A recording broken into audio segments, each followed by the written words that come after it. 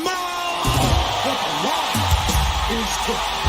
The following contest is scheduled for one fall. That's 10 seconds. There you go. Okay, so welcome to Wednesday Night is Overbooked. Again, still loving the name that I didn't create. The guy next to me did. Mr. JV, what's going on, man? How you doing? We're here. We are here. And you know what? We're just going to say hi to Duke Devil because there's no jokes there. I don't know him well enough to joke. So.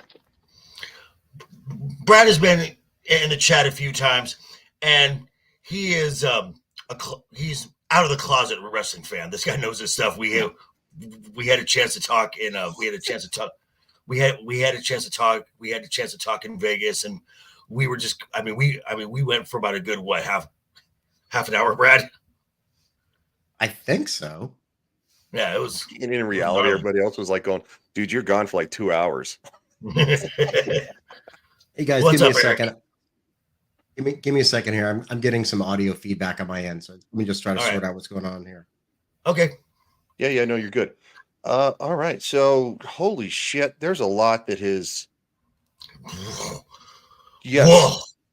Whoa.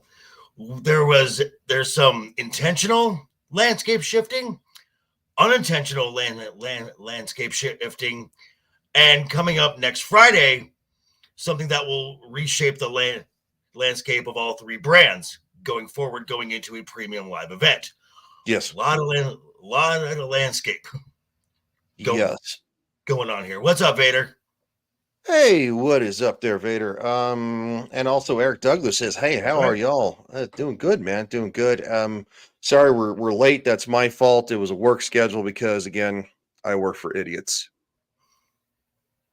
They said basically it was like, how would you like to repeat Monday, but add an hour extra work on top of that? It's like, no, I don't want to. No. I don't want to do any of that. No, Wednesday's an easy day. That's not my problem. That sounds like a you problem, guys. Yeah. Well, not when you work for retards. Okay, so where do you want to start on this? Let's the elephant in the wrestling world. Yeah, and this is coming straight from Triple H right here. Okay, so Triple H says from his own Twitter, absolutely no doubt in my mind that Rhea Ripley will come back tougher, stronger, and more dominant than ever. Thank you, Rhea, for a reign that the entire WWE universe can be proud of. Yeah, correct. And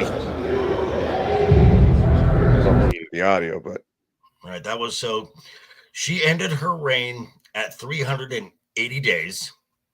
This was due to a segment the week before, involving her and Liv DeMorgan. During the spot, Liv was to throw Rhea into a wall.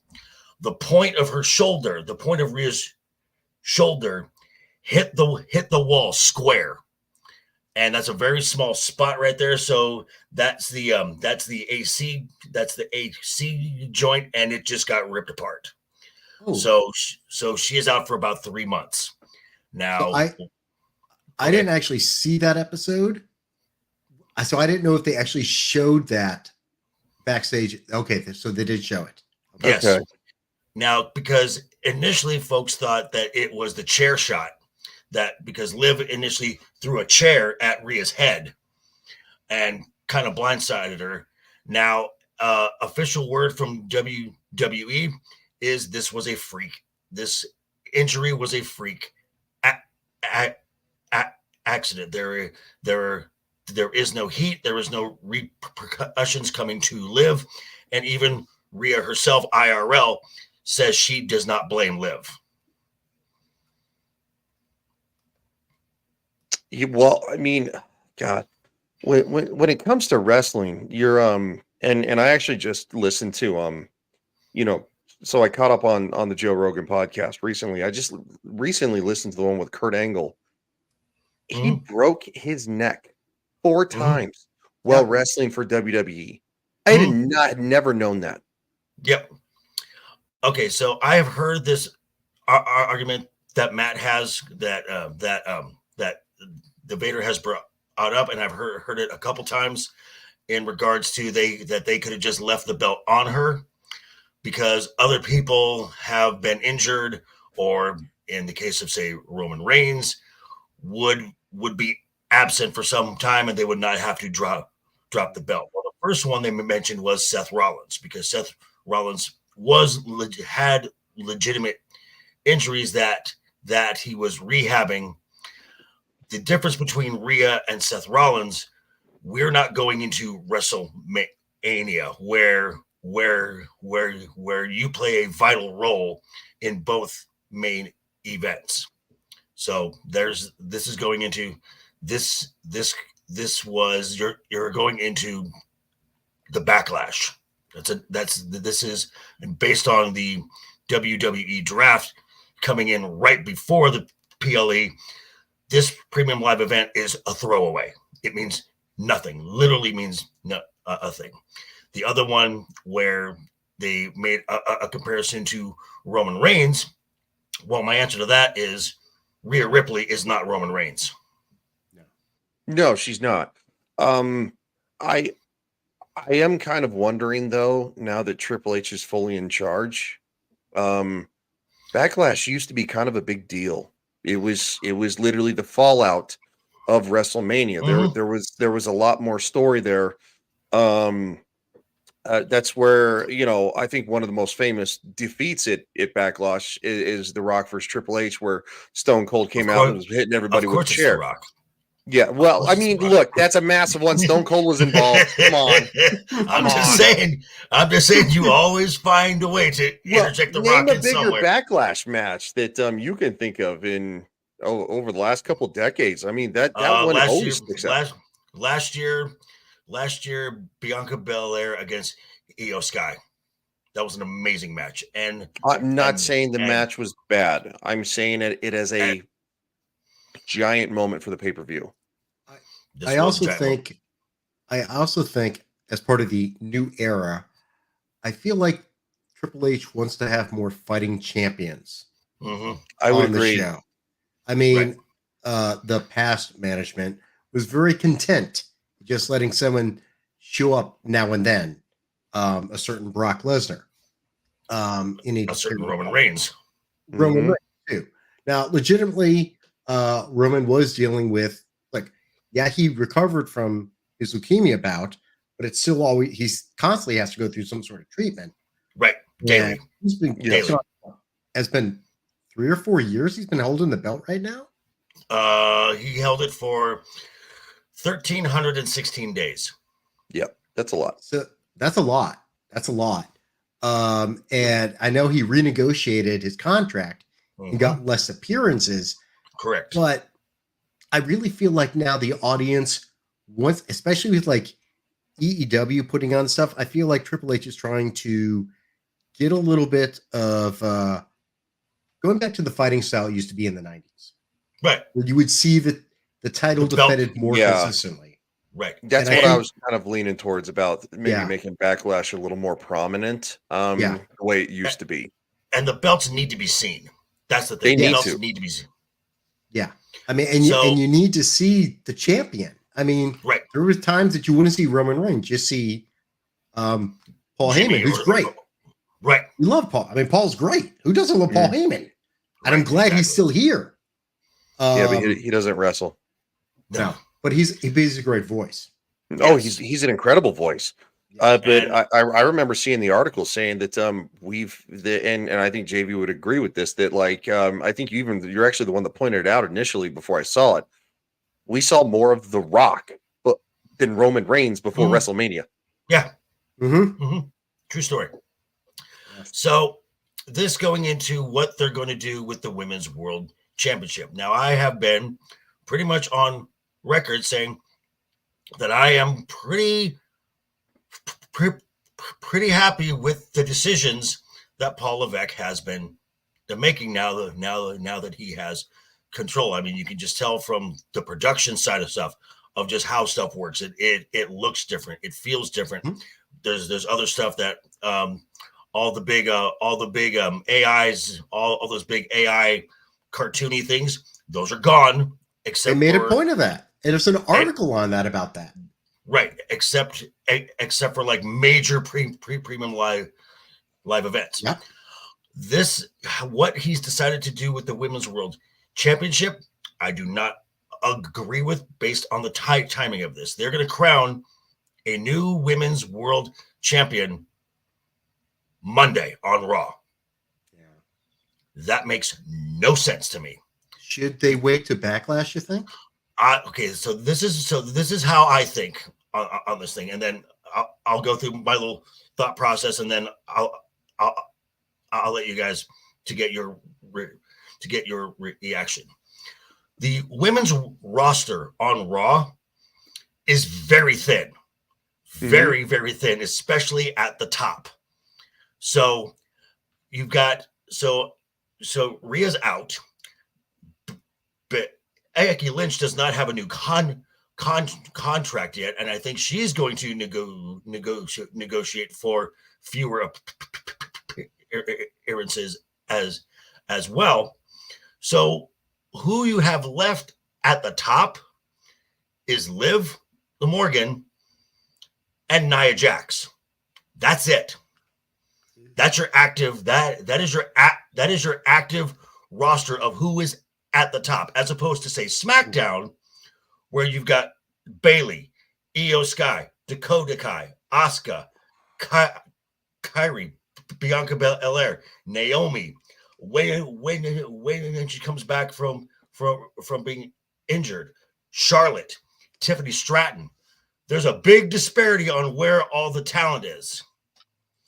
So, in my opinion, you leave the title vacant until after the draft. After the draft, because then you can load up your A show roster, because Raw is going to be once again the A show, and you bring up and you can bring up a Tiffany Stratton, a Bianca Belair, and you can send a Maxine Dupree or a Indy Hartwell back down to NXT, which Maxine Dupree looked a lot better on the Monday night. So she has been putting in work, good on a new girl. Then after Backlash, because the next premium live event is a month away, it's in Glasgow, Clash at the Castle. You set up a tournament building to that premium live event where you will crown your champion there. The problem is that no matter who wins the belt, and I just watched a content creator make this point, and I completely agree with it. Whoever wins the belt, the shine is going to be diminished because you didn't beat Rhea for the belt. So, thoughts? Are you thinking that they should set up kind of like a King of the Ring style leading up to the event? Because I would be very much down for that, and it also would actually give you weeks of television. Interesting. We said yes, of content, of interesting television. I do like that idea. I just brought up the Wikipedia listing of Raw women's wrestlers. Yeah, we got it's Becky. thin. Right. Well, it's actually a large list, but I totally get what you're saying about thin as to real talent. Right. Like names. You got Becky, Candice LeRae, Chelsea Green, no, Indy Hartwell, no, Ivy Nile, Katana Chance. Okay. Ivy Nile, I think would be good. And if the main roster really wants to focus on their female talent, which is what NXT is really good at, you make a mid-tier title for the women that floats between the brands. Ivy Nile is a great pick to start that. Kind of like an IC level title. Okay. But I'm just going to show you the rest of the names. Katana Chance. That's Casey Canizaro. Right. Casey too. Okay. Kaden Carter. Liv. They're a tag team. Maxine. Natalia. I mean, come on. Natalia's a trainer at this point. She's like a producer. She is. Yeah. Yeah. Nia, Nikki Cross. Has anyone seen Nikki Cross lately? No. She's getting Nope. her PhD. Yeah. Piper Niven. Mhm. Rachel Rodriguez. Isn't she injured? Injured. Yep. Okay. Rhea, injured. Shayna Baszler. She's still No. there. She is. And then there's also like Zoe Stark, I think. Yeah. Zoe Stark, Xia Li, Valhalla. Why are you listing Trish? Trish is like a one-off. Right. Tegan Knox, Sonya Deville. Yeah. They are listing people who are not even, they're all inactive. Right. You can't do anything till you have the draft. Right. Can't do anything. So this belt is going to either It's going to live. probably live, and it's not going to help her. When she won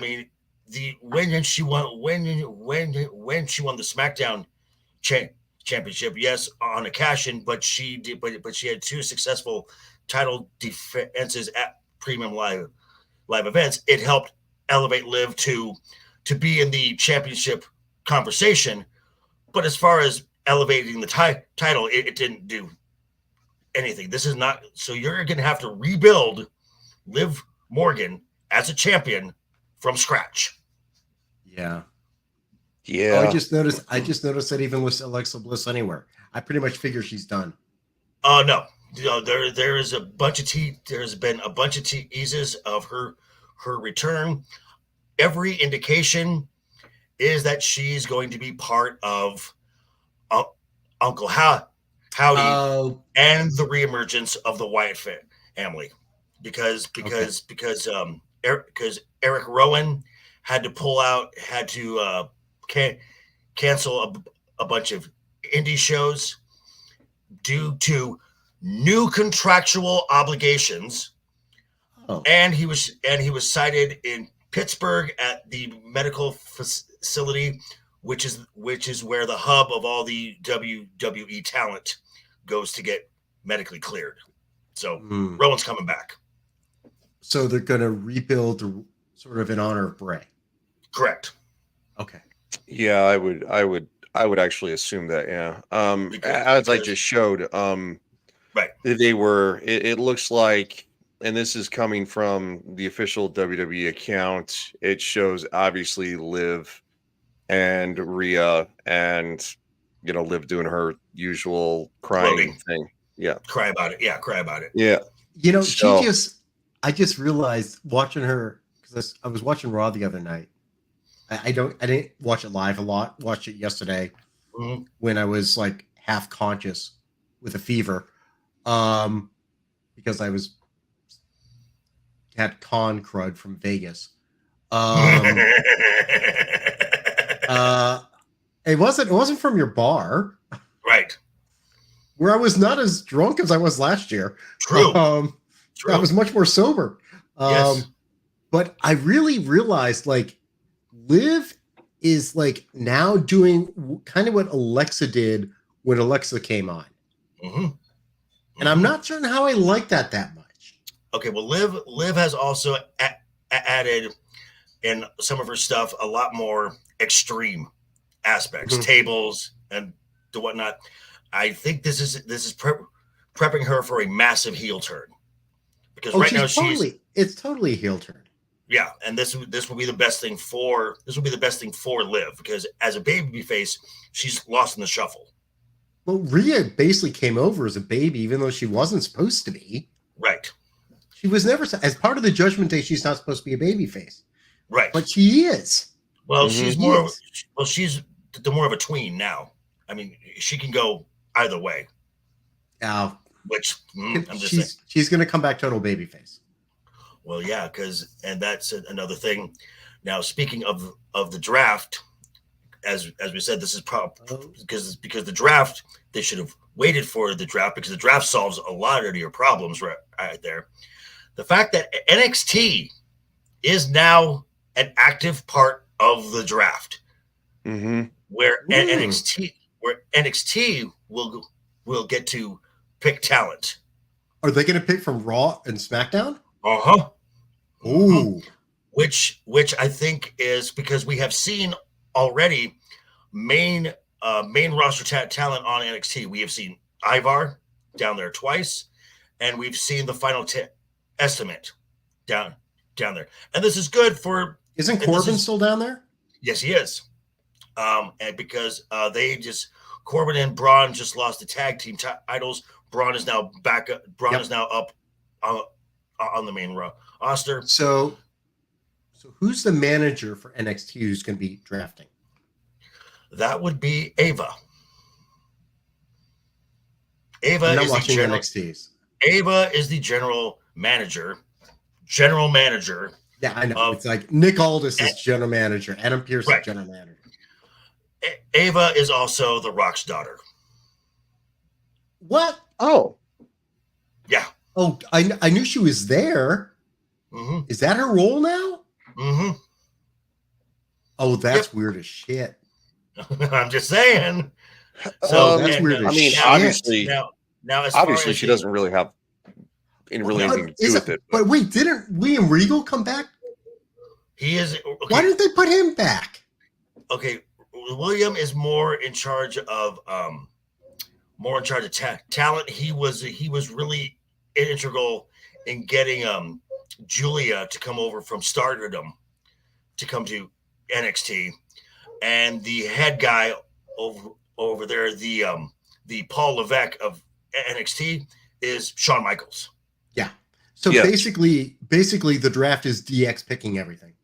Yeah, basically. And so, just think about this. In the 90s, DX tried to take over WWE. 2024, DX is running the WWE. Yeah, for now. Well, for now. So I think what they're trying to do with this, including NXT in the draft, is smart. And the reason I say that is I think they're trying to actually play off what was done with Raw, SmackDown, and ECW back in the 2008-ish kind of era. It adds something unique to it too. And I remember this because Kane won the ECW championship as a SmackDown superstar, then went to ECW. Then he got drafted to Raw as an ECW superstar as the ECW champion. It makes it a lot more interesting. And it's also going to elevate ECW up. NXT up. NXT. Yeah, in my opinion, because you're going to start getting some slight crossover matches. And that's where things got more exciting, in my opinion, is when you started seeing somebody from Raw or SmackDown, showing up on Tuesday night or. Okay. Now, because of this, so we know that Raw is going to Netflix January 1st. Yes. Yep. Mm-hmm. We know that SmackDown in October is going to USA Network. Yep.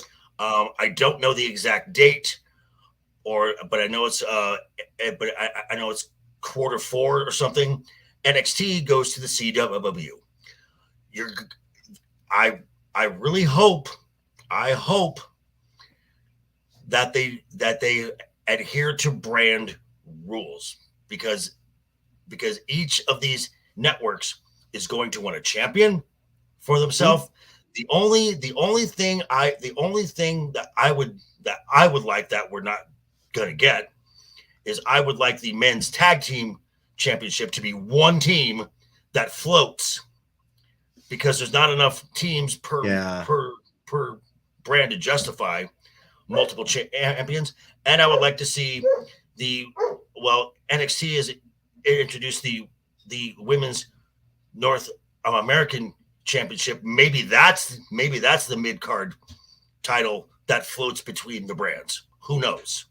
I think that would probably actually be a pretty good call too, because again, and you've alluded to this, they eliminated in the women's Royal Rumble, which the need for so many former legends to show up because they have a solid NXT roster. Now look, there's nothing wrong with a couple, one or two showing up, but like when it's like you get Trish Stratus, then you get Kelly, and then you get Tori White. I'm excited. Phoenix, you get I mean, like you're excited. Yeah, you're excited to see them, but at the same time, that one Royal Rumble was so overloaded, and it's like you knew they weren't going to win. Right. You And know, this is just, Well, yeah, and that's just taking an opportunity from someone else. yes. also, And look, let's be honest. Yeah, it is jangling keys, especially Mhm. because, quite frankly, I mean, Trish Stratus, she has a family, she's doing her own thing. Kelly Yeah. Kelly, she even though Kelly Kelly towards the end of it had started getting more athletic and having a better run, she's doing family stuff. Like, oh, she doesn't care. I mean, She's you like think on, Michelle McCool? It was cool seeing Michelle McCool jump in yeah, from the crowd. yeah, that was the fine. Undertaker's current wife. Yeah, but it's like Yeah. she doesn't need to do it. It was a one-off gimmick. There's a one-off thing. It's like going, we'll give you $10,000 if you just jump the ropes and whatever. But no, it is fun for a night. But no, I would rather see legitimate talent. And again, and as JV said, SmackDown and NXT have more talent for a women's championship possibility than Raw does. Mhm. The other thing, as a if rating. you really adhere to sticking to brands, gives more significance to what Survivor Series was trying to be at one point. Mhm. Brand versus brand. Brand dominance. Yeah, because we lost that. Mhm. When it first started, there wasn't such a thing. We just like, when was it? It was like the late 80s, I think, when Survivor Series started. Survivor Series is the second longest running premium live event. I remember watching in the 80s. It's like 37 years old. Yeah. But when the first brand split happened after SmackDown came out, right, and then they did Raw versus SmackDown, right, yeah, that the red made shirts and the Survivor- blue shirt. yeah, Red shirts I mean that and was blue kind of shirts. like AFC versus NFC. It's the freaking Super Bowl. Yeah, I mean that was fun. And if they have NXT, you have 1987. Raw. Oh Jesus Christ! so close. I was like 1.5. So, but 14. again, Survivor Series needs more, because I remember Survivor Series being in this, and again, my favorite Survivor Series is going to be the whole WCW, ECW, WWF, winner take all. That was an incredible Survivor Series. But Survivor Series usually used to have more impact with brand versus brand, like going, whichever side won, and there'd be invasions leading up to it. Like one side would invade the other and beat the hell out of them. Then they come back the next week. Yeah, and that made it more fun. I will admit, I like the Warrior Games matches. Oh, War Games is fun in Survivor Series. Now, as far as the NXT side, since we've been mentioning it, and the draft coming up, according to official word, as far as coming up to SmackDown or Raw, there are 2 that are guaranteed locks. They are coming up. Hey, Primal One, what's up, buddy? You've got Carmelo Hayes, who is beyond ready to be on the main roster, and Ilya Dragunov, which I want Ilya Dragunov. Whatever brand Gunther is on, I want Ilya on that brand to either go against Imperium or be part of Imperium. And if you guys do not know who Ilya Dragunov is, Google it or YouTube it. That guy is legit. That guy's very good. Now, the current NXT Women's Champion, Roxanne Perez, there's really nothing more that she needs to do in NXT. So she could be called up. That status is up in the air. So we don't know. So it's going to be an interesting draft, which starts a week from Friday. What is it on Raw? They're doing the draft on Raw? SmackDown and Raw. They'll split it. Okay, they used to just make it one night on Raw, right? Because it was the long. No, They used to do it on Raw and SmackDown. Will they also Correct. at NXT? They're going to be part of. They'll be there, but Okay. because I know that NXT has their 2-night event spring breaking coming up. So Yes, they do. Where I believe the NXT Women's Championship is on the line. triple threat between triple threat. Taylor Paxson, Lyra Valkyria, and Roxanne. If Roxanne loses that belt, she's coming up. She's coming up to the main roster. Also, at the same Holy time, shit. too, like going. I mean, they Roxanne- need to spread the NXT love around. Like going, you know what? There ain't nothing wrong with seeing the NXT Women's Champion on SmackDown or something. Like we all knew that the ECW Championship back in 2008 was kind of the little bit lesser, right? Because it just It was, is. you know. But NXT still has a reputation as a developmental brand. Right. Yeah. But so this. I think they're trying to turn NXT into that, though. No, they're actually going. They're actually doing what Triple H, what Paul Levesque wants to do. Originally wanted is to make it a viable third brand when it was the black and gold, and it was before actually they went the multicolored bullshit, and it was actually rivaling Raw and SmackDown, and main roster talent wanted to go down to NXT and do matches because they liked what Paul Levesque was doing. So that's when Trips was running NXT. Correct. And then I remember basically he called up, Higginbottom. Mm-hmm. Right. And it's like, Sean, come take NXT. Leave Texas, leave that free state of Texas, come to the free state of Florida and run NXT. It's like, okay, I'll do that.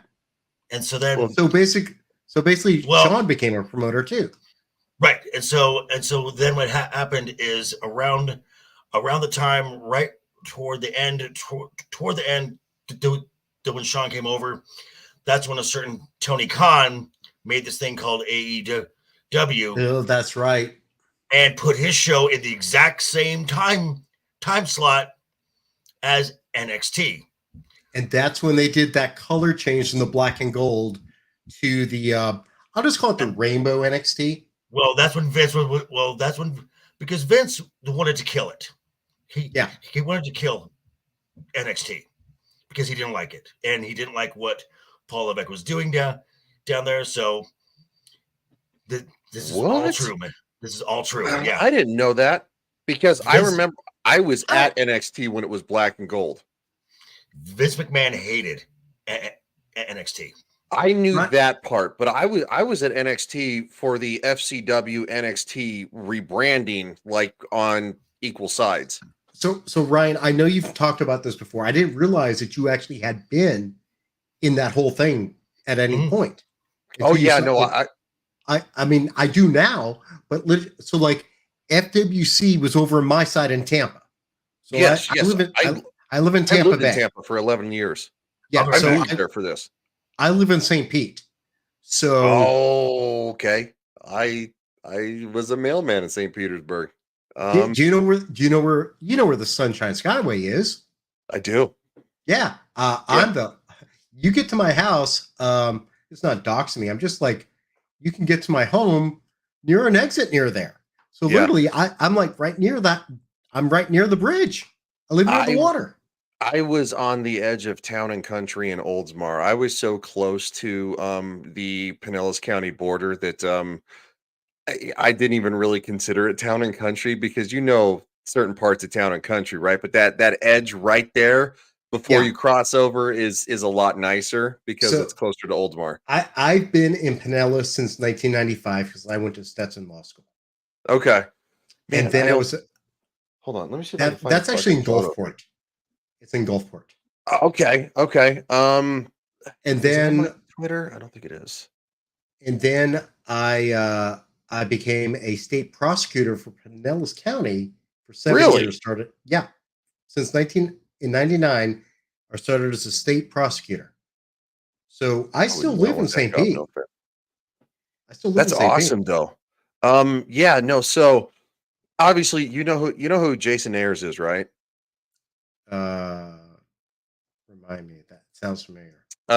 Jason Ayers is he's I don't know if he's still considered one of the head referees. He doesn't really ref anymore.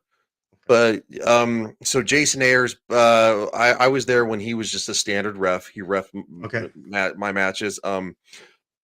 Byron Saxton was the one who was the ring announcer from like it's so funny. Hold on, I'm on my Here's. I mean, you know how many wrestlers live in this area. shitload.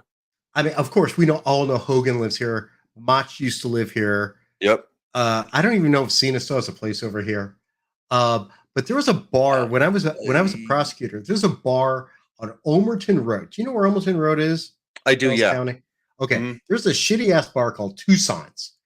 I it was don't right think I before know that US one. No, don't worry, it shut down. They kicked us out. They kicked out the state attorneys because we got drunk too much. I'd go there and Brian Knox would show up there all the fucking time. Oh, I used to go to the Wing House off of Hillsborough Avenue, and what's his name? I'm so gonna get yelled at for this. He was a manager from the 80s. Black hair, black sunglasses. He looks the same to this date. Not Jimmy What is- Hart. It might be Jimmy Hart. Because that's the only one who looks exactly the same, so has black hair. with Yeah, no, sunglasses. I think it's Jimmy Mouth of Hart. this house, like, Jimmy Hart? Yes, hold on. Yes, it is Jimmy Hart. He went to the Wing House off of Hillsborough Avenue, the one that I would always go to and meet my friends. And literally, You guys we are would. still just geeking out. It's great. Yeah, we're still geeking out. So no, Jimmy Hart, like they're like going, like somebody walked over. He and they're probably like, lives down here. I mean, he and Hogan are buddies. oh yeah, he Jesus. does live down there. Yeah, no, Yeah. well, before it burned down, I hope they've rebuilt it since then, because it needed refurbishing. But yeah, let me. So to close the women's championship thing here, Yeah. this is what I think how it should play out. Let's assume it's going that they're going to put the belt but on Liv. Okay. Liv's going to hold it for a little while. They're going to have the draft. She's going to have her massive heel turn. The only way you're going to make that title now legit, depending on how long Rhea is out for, because they could draft Rhea to another brand where that takes her completely out of the picture there. Money in the Bank. Real quick, JV. Let me just share this for those who haven't seen it. Oh, That's that's me. right. There you are. Yeah, Wow. that was during the transition from FCW to NXT, because obviously the ring is black and gold. Mhm. And yeah, no, I'm a pretty good sized guy. I was a 6'4", like 250 pounds there, or 240 pounds. I can't remember, but yeah, no, it's What? fucking. So Roman there at the time, and Seth was there at the time. Seth Rollins was there. Seth was there.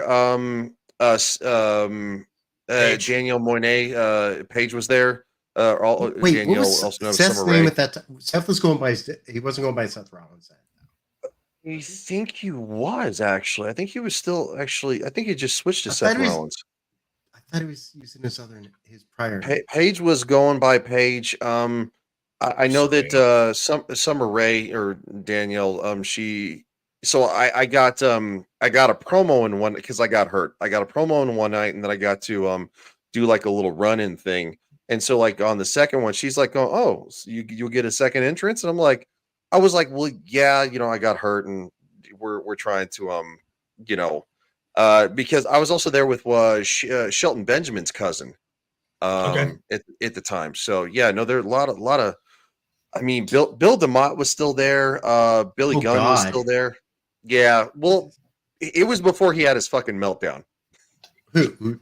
Billy or DeMott? Demott. So like going after the guy in that match, and he's like, you two. He phrased it just like this because I ended up putting over in the match. He's like, you two yahoos.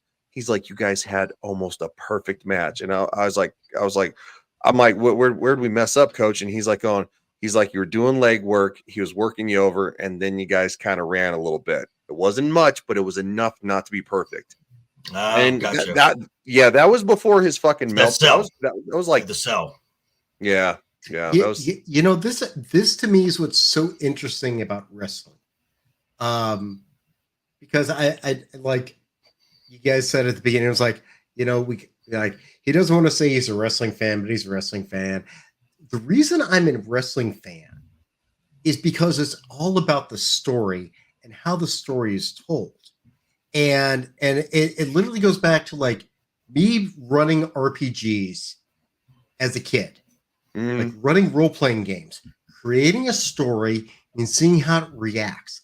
That is why I've always referred to, like, why do you like wrestling? Like, wrestling soap operas for dudes. Don't you get it? It's literally like, it's athletic soap operas. Yeah. Yeah. It's like, only women like, no, first off, men and women love wrestling. Bottom line. Oh, yeah. But it's always been like, people are like, well, wrestling's only for dudes. I don't give a fuck. But what I'm saying is, we like hearing a story.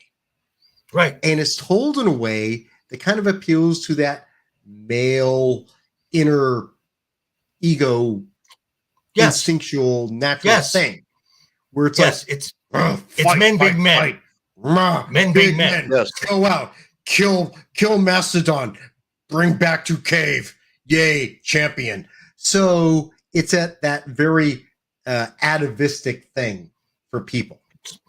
And when you put a story into it, it's like, oh, now it's interesting.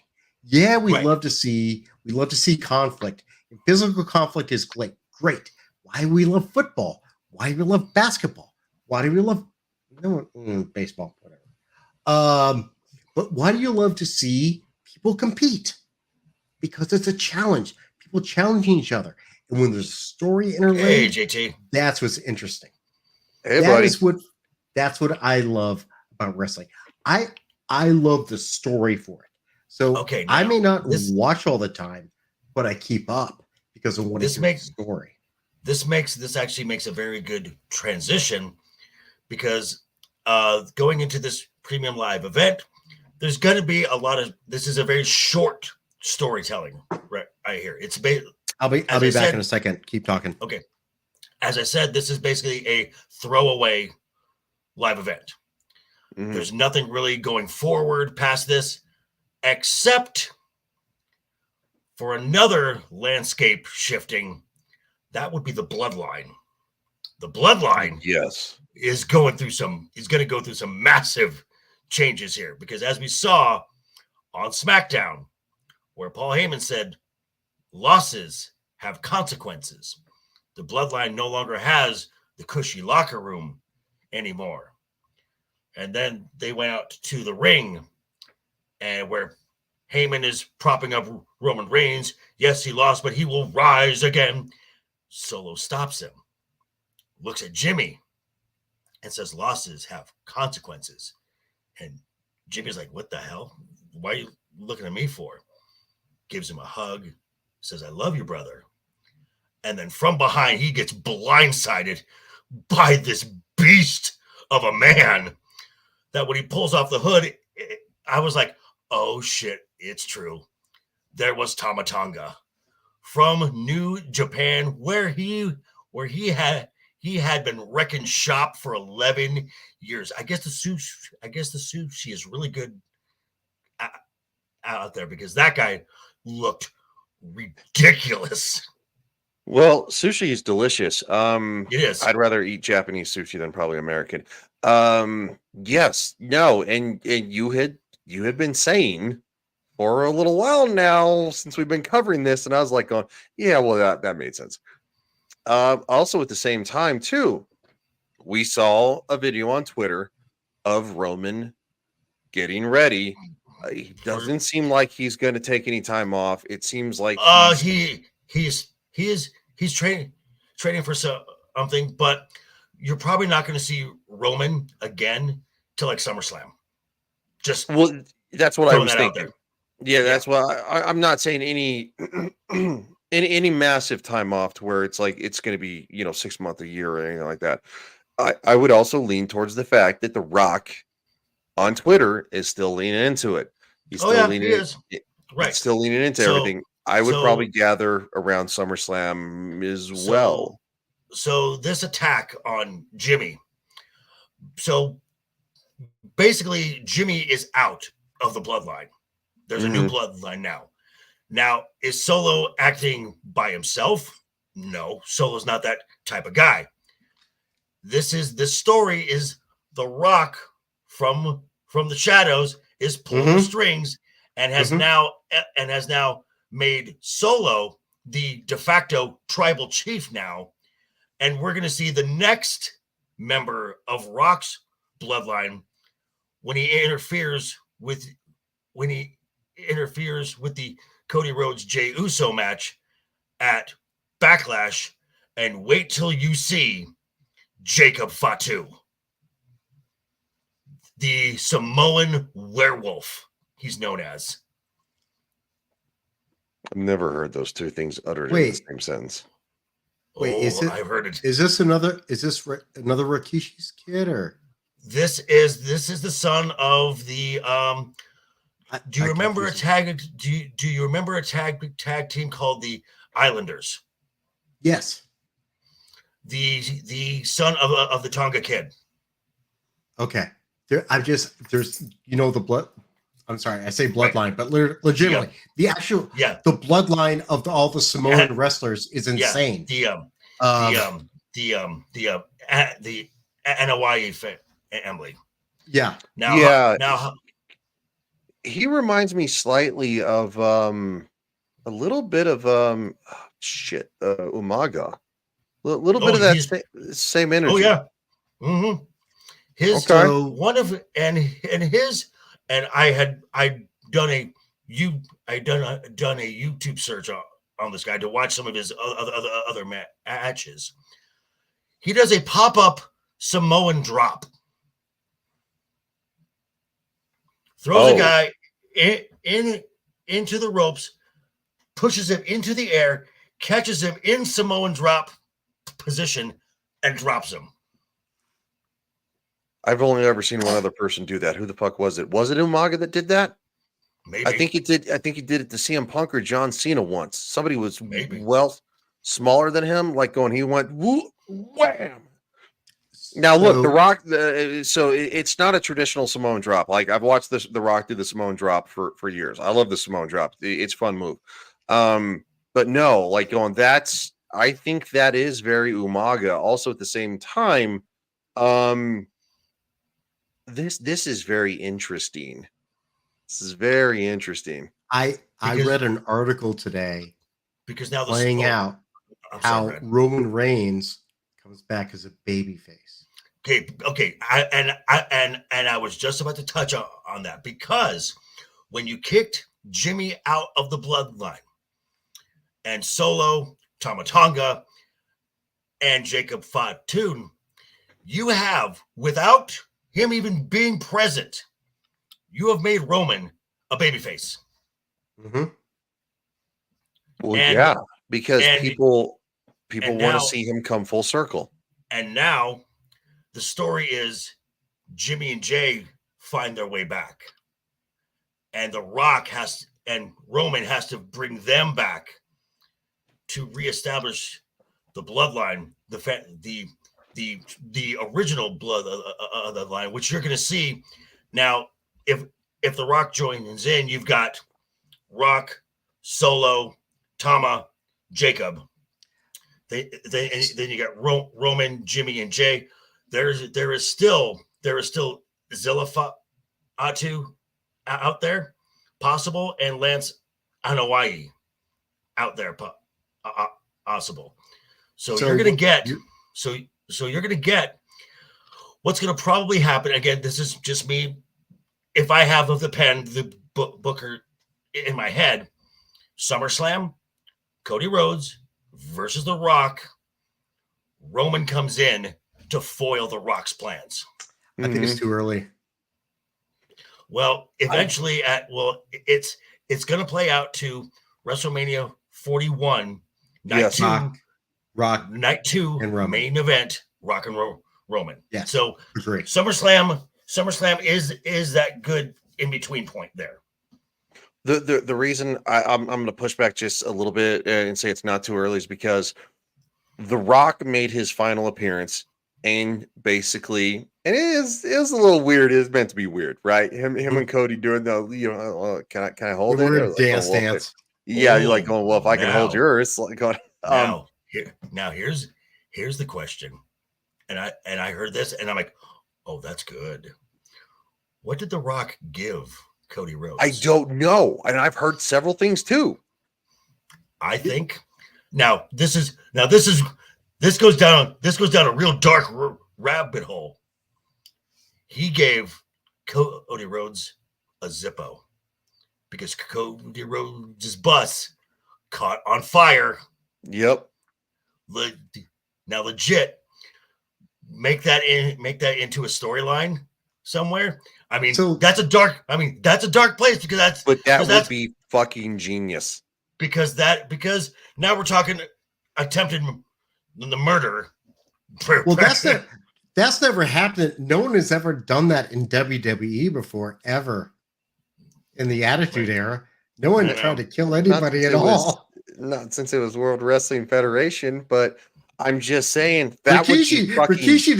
Can we bring back Rikishi? He's like, I did it for The Rock. He's like, I did it for The Rock. I did it for the people. Like, I love The Rock's imitation of that. But so anyway, my god! I mean, oh my god! The DX Express. McMahon's. Basically, Rock has taken over Vince McMahon's The Boss. Right. Because we don't need Vince McMahon around. Let's be honest.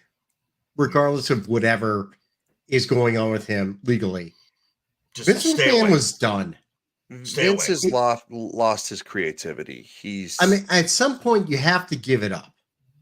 You do. Yeah. And again, I listened to the Kurt Angle interview. Vince McMahon, apparently, he just rolls.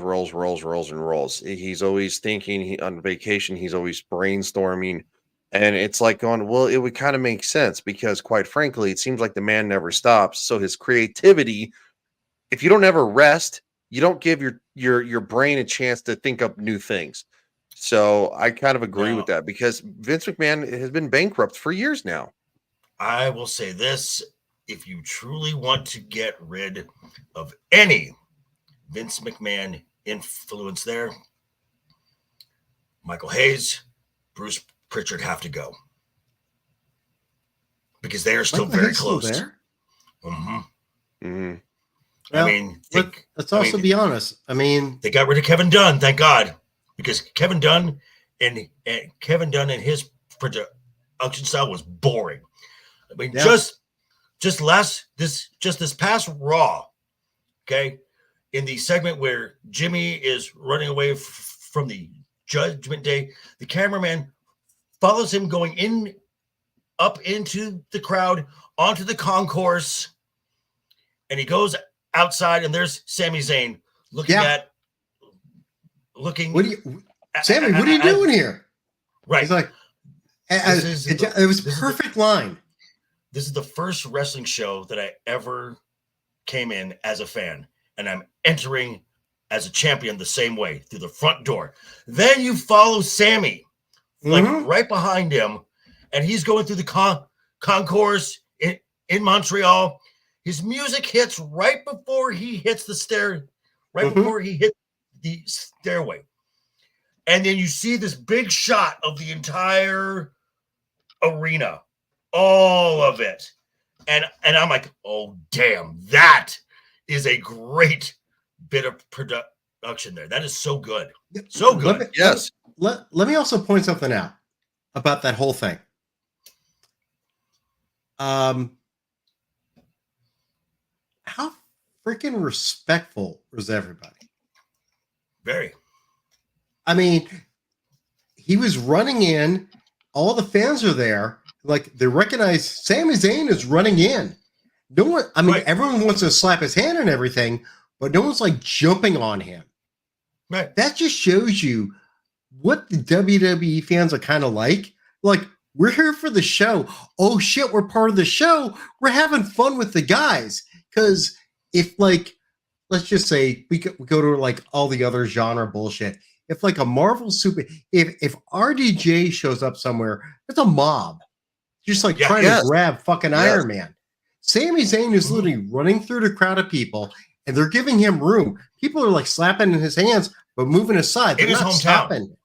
In his hometown. Well, So- I want to piggyback real quick off of that because I saw a post from the official and they're showing fan signs in the crowd again. They say we love those signs. Let's keep seeing them. And it's like it's going back to when things were fun, right? Yes. Right. And this was The audience used to be a big part of it. Sorry, dude. Yeah. No, you're right. And this is what Triple H said when Nick Khan took over as president of the WWE and wanted to put Paul Levesque in full control. And Paul Levesque said, as long as I'm having fun, I'm in. Fuck it. I mean, I'm in. Like, and JV knows this. I've followed a few wrestling spots over the years, but no, this has actually been the most fun with wrestling over the last few months that I've had in a long time. I always get more interested in WrestleMania because that's like the one I will traditionally always watch WrestleMania. WrestleMania is the season finale. Yeah. And everything else used to watch WrestleMania. And like we all said, this was Endgame. This is Endgame. Mm-hmm. Yes. Last year was Infinity War, and we built to Endgame, and all the Avengers showed up except for Stone Cold. Which was unfortunate due to a booking issue. And then so now we've got new storylines going forward. Like I said, with the Bloodline, that's just telling another story. And I'm actually really excited about this. Now, again, that is not saying that Paul Levesque is going to have a banger every single time. No. He's going to make mistakes. No, absolutely. Can't win them all. And like I said, this decision for Monday to make a new women's champion right off the bat is a bad decision in my book. Because, again, if I want to legitimize that title, and I'm going to come back to the point that I wanted to make, money in the bank. And I'm just going to say, because this girl has it all. She has it. Whatever it is, she's got it in spades. Tiffany Stratton. Ooh. Tiffany Stratton, Money in the Bank. Can you imagine that briefcase? What she's going to do to it? It's going to be pink. It's going to be bedazzled. There'll be like fake fur around it because it'll be her character's second greatest accessory. And then she cashes in. Then you can because people will respect a lot more Tiffany Stratton, even on a cash in, holding a belt. Sorry, Liv fans, they're gonna respect Tiffany Stratton getting the belt that way, as opposed to getting it if they do put it on Liv on the Monday night. I'm just saying, and I'm a Liv fan. I was just checking out some of the women wrestlers, and who's the NXT champion is Roxanne Perez. Perez, correct. This kid is 22 years old. Yeah. So Tiffany. What? Mm-hmm. What? Were they always that young? Tiffany's very young, and Tiffany Stratton has been at this. Wait, no, Tiffany's 24. 24, sorry. She's 24. I think the and youngest I remember. Sorry, dude. Go ahead. And Tiffany Stratton, her first match ever was December 28th, 2021. She's been at this for less than 3 years. Jesus. I'm just and like I said, I will shill for that. She is probably the biggest rising star there. I mean, and the WWE, at least on the women's side, is very young. You've got Rhea Ripley, who was 26. Liv is 29. Tiffany's 24. Roxanne Perez is 22. You got Thea Hale in NXT, who's 20.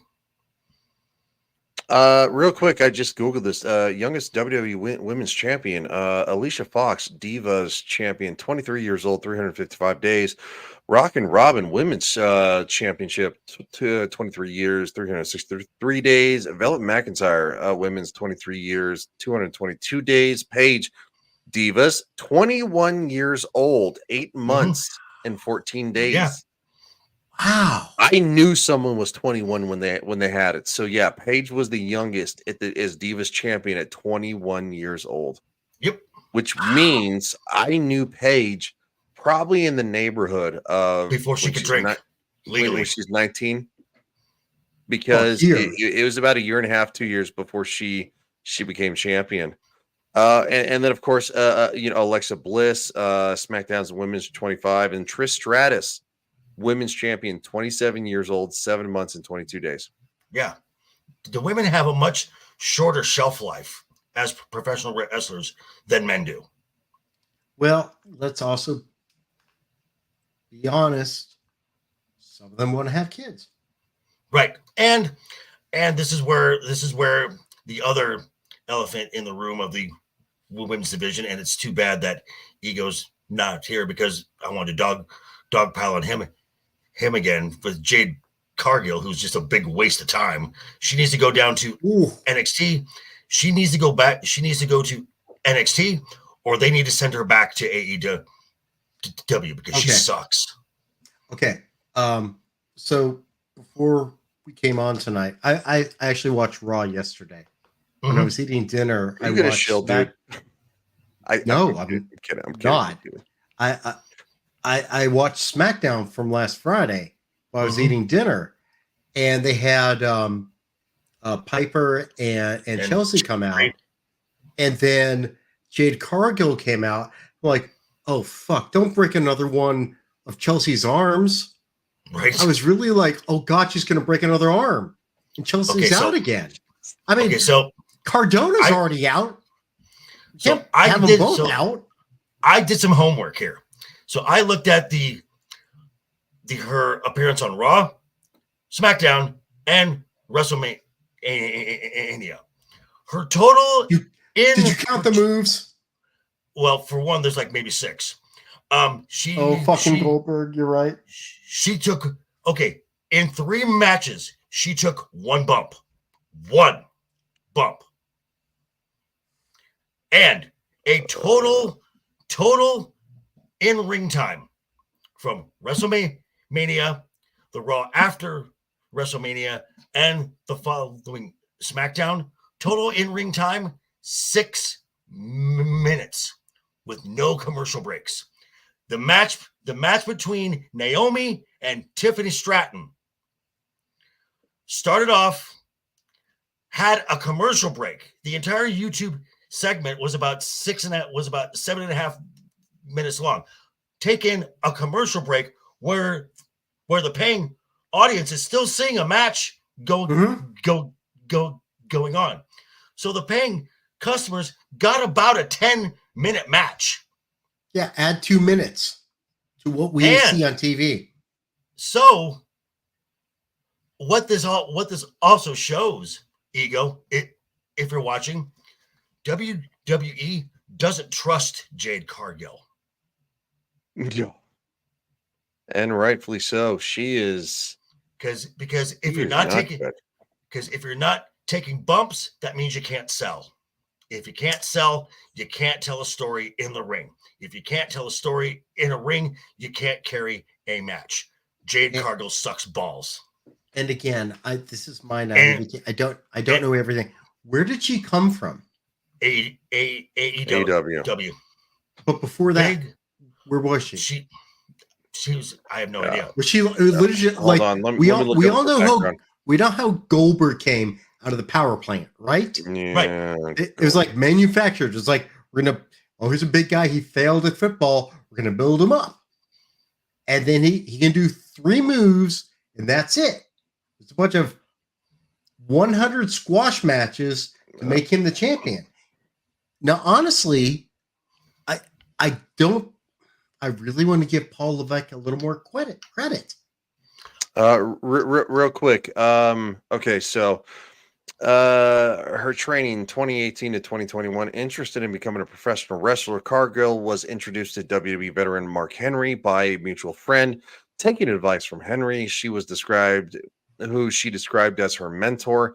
In 2018, Cargill attended the face-to-face professional wrestling school in Morrow, Georgia, owned by Heath Slater, Ron Simmons, and Teddy Long.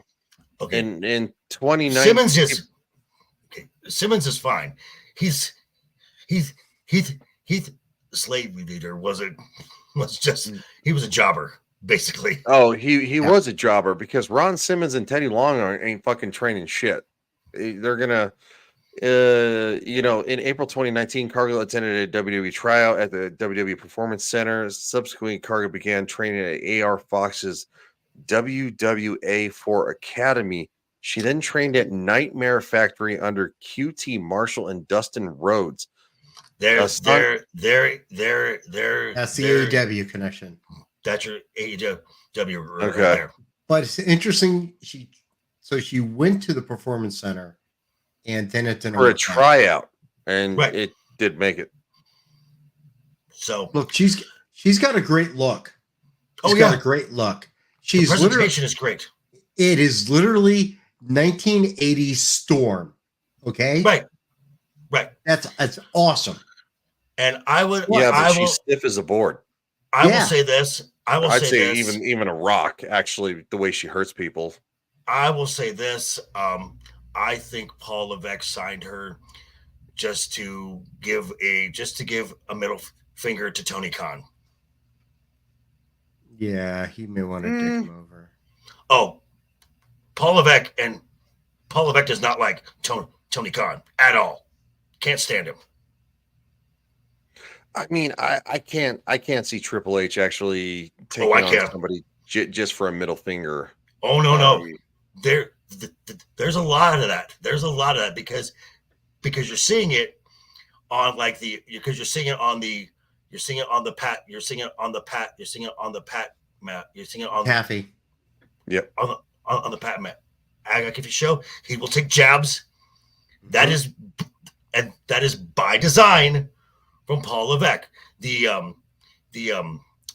Ariel Hawani interview with Phil Brooks, CM Punk.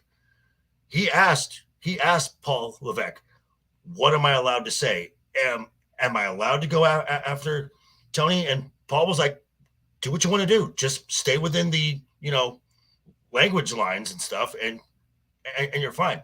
And he roasted Tony Khan because Tony Khan derailed, along with Vince McMahon in 2 separate ways, derailed Black and Gold. Completely derailed it. First it was Vince, and then Tony. When they introduced AEW Dynamite, it was on a Wednesday in the exact same time slot. Yeah. And that drew viewership away from NXT, which then hurt NXT, which actually helped Vince McMahon's plan to kill the entire thing. Because that's when Tripp was still running it. Mm-hmm. Yes. And let's be honest. I always kind of thought Vince was kind of jealous Oh, yeah, in a way he was. He was. of Paul's acumen for wrestling. Yes. Because, look, Vince McMahon did something no one else did. For all his foibles, for all he may have done, took a Carney show and made it a multi-billion-dollar industry. Yes. Correct.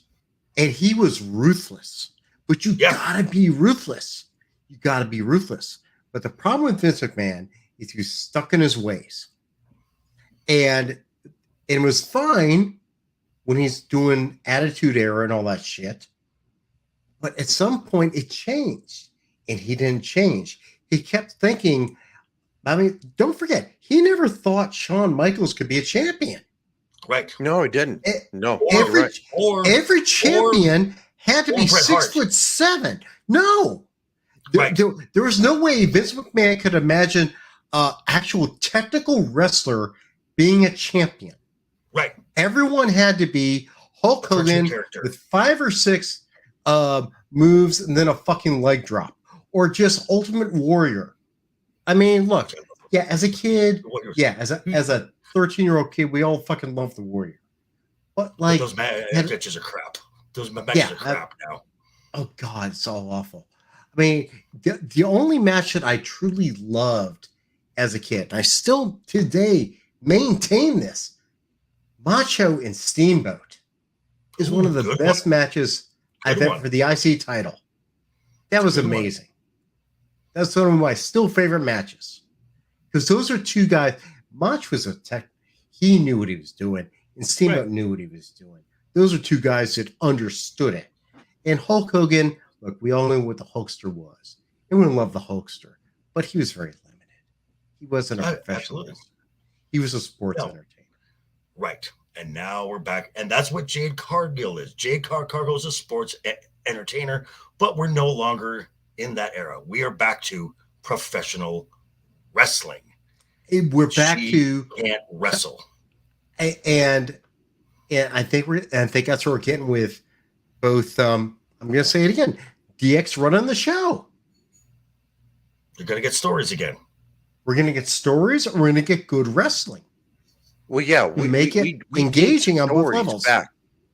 We're getting gimmicks back, because when I was at NXT, FCW, and then the transition to NXT, they're like, oh, well, we're kind of done with the gimmicks, and it's like we want this to be a little more real. Like, so we want your headlock to the hand hand over hand like this, and it's like, no,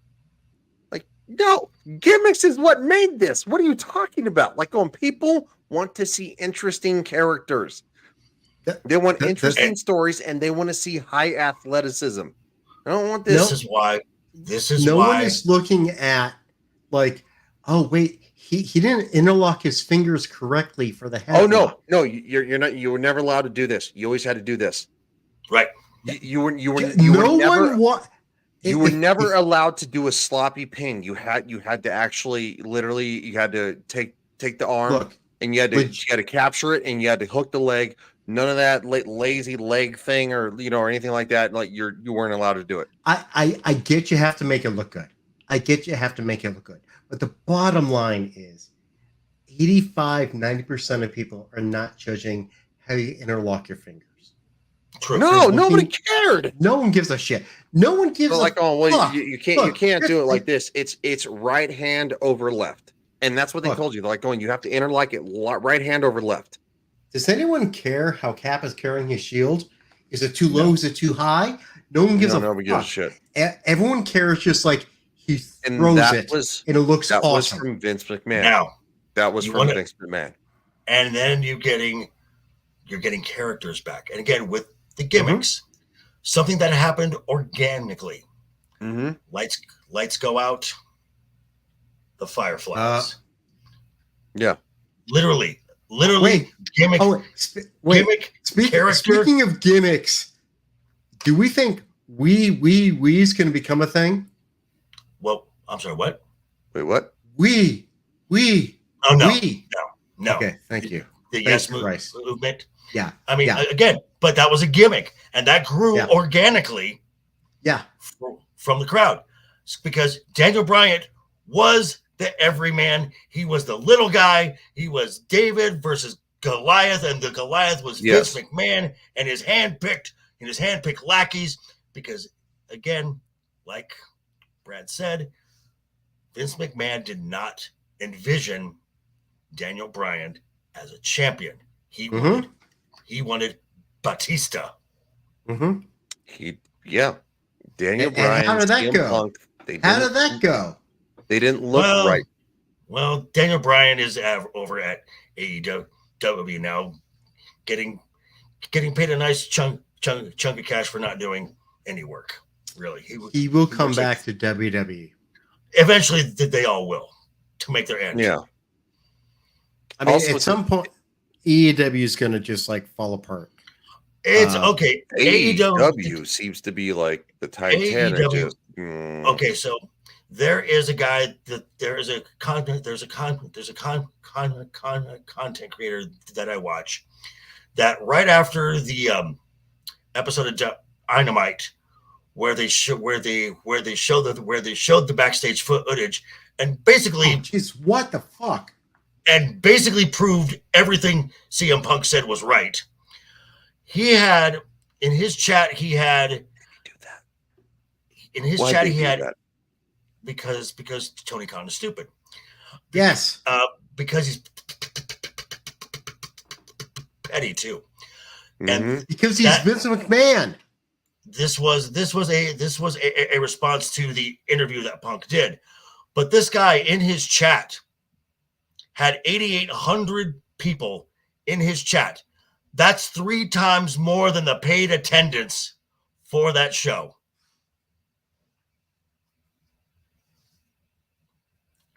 Damn. And again, I go back to Tony. The best viewed spot you've had in at least a year is starring a guy that hasn't been on your TV shows for 9 months.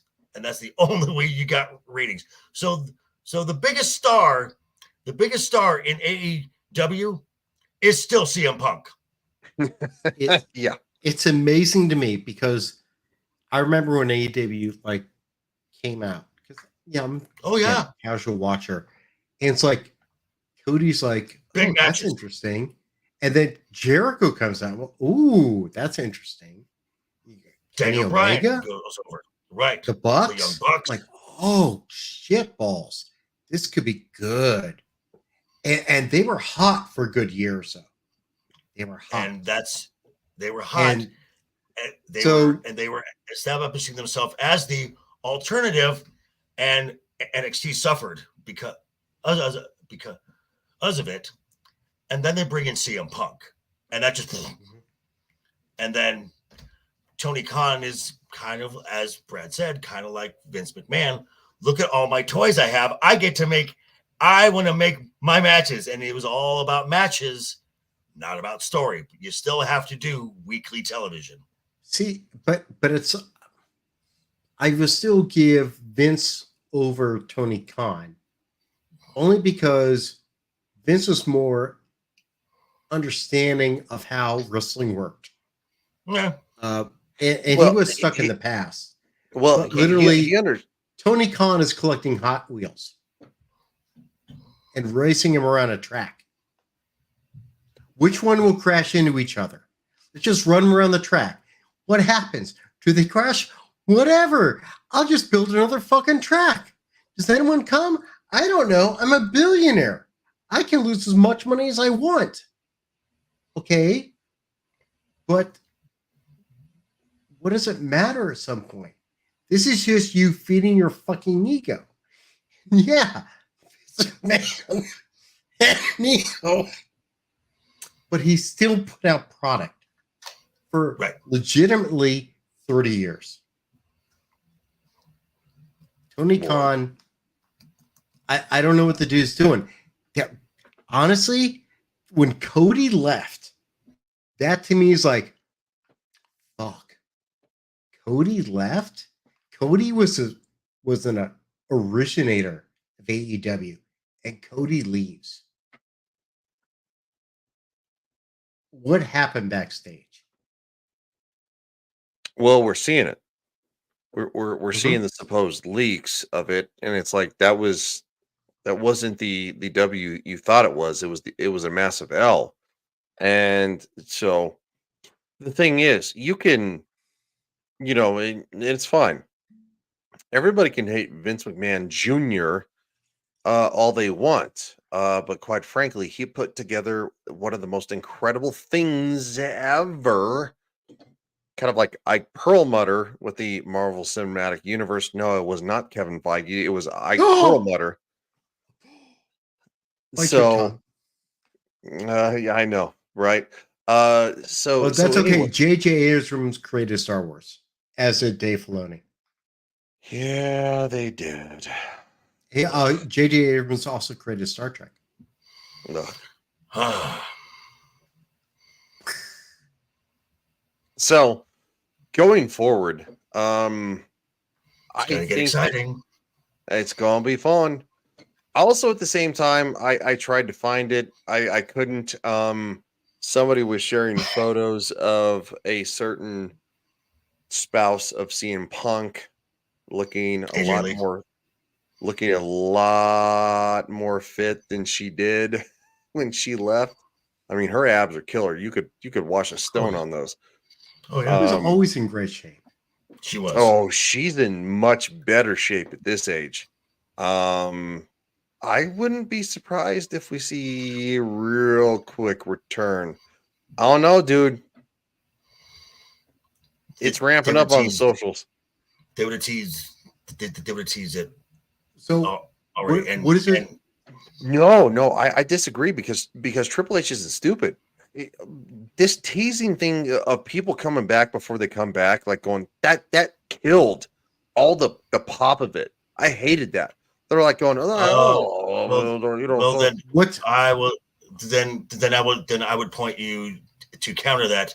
Every tease of the return of Bray Wyatt just built it up and built it up and built it up and built it up, and now they're doing the same thing with Uncle Howdy, and it's building and building and building. Well, I kind of put it in the same bracket, dude. It What doesn't is? seem to be official. It seems to be behind the scenes that is actually making what looks like it to. But anyway, we should probably hold off until next week. I don't want to. What is the time return for CM Punk? As of right now, it could be well. He's actually, from everything I have heard, he's ahead of schedule. But it was said to SummerSlam at the latest. So earliest it could be when it could be the money in the bank. Who knows? What is the status of Drew's contract? As of right now, he does not have a new one, and he's got 5 weeks left. Because they're Now, clearly setting up. oh yeah. So I think it's just hashing out some details. Is Drew gonna get some more time to? Is he gonna get some more time off to spend time with his family, or are they going to relocate his family? That could be an option too. We don't know.